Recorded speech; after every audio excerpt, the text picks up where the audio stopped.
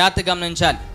ఈ లోకం అనేటువంటిది ఒక స్టేడియం లాంటిది, ఒక టీం అనేటువంటిది సంఘం లాంటిది.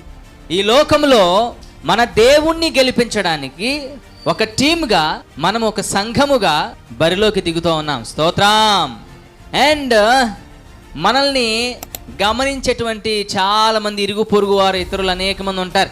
మనం ఈ లోకం అనే గ్రౌండ్లో ఒక సంఘముగా లేదా ఒక ప్లేయర్గా, ఇండివిజువల్గా నీవు ఎటువంటి ఆట ఆడుతున్నావు, నువ్వు ఎటువంటి స్పిరిచువల్ గేమ్ ఆడుతున్నావు, సాతానుడు ఎటువంటి మరి బాల్స్ వేస్తూ ఉన్నాడు, నువ్వు ఏ విధంగా వాటిని ఎదుర్కొంటున్నావు అనేటువంటి విశేషాలన్నీ ఇహలోకంలో ఉన్నటువంటి ఇరుగు పొరుగు వారు, మన ఫ్రెండ్స్, మన బంధువులు, మన ఇంట్లో వారు అందరూ కూడా చూస్తూ ఉంటారు.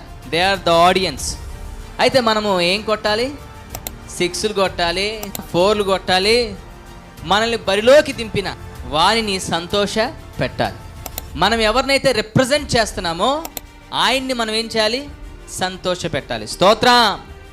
ఇండియా పాకిస్తాన్ యుద్ధముకి అంత ఇంట్రెస్ట్ ఉంటుందో ఉండదో తెలియదు, కానీ క్రికెట్కి మాత్రం ఇంట్రెస్ట్ ఉంటుంది.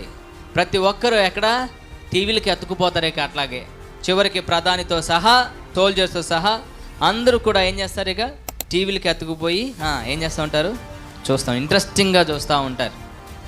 ఇదిగో అట్లాగే మనల్ని కూడా గమనించేవారు ఉన్నారు.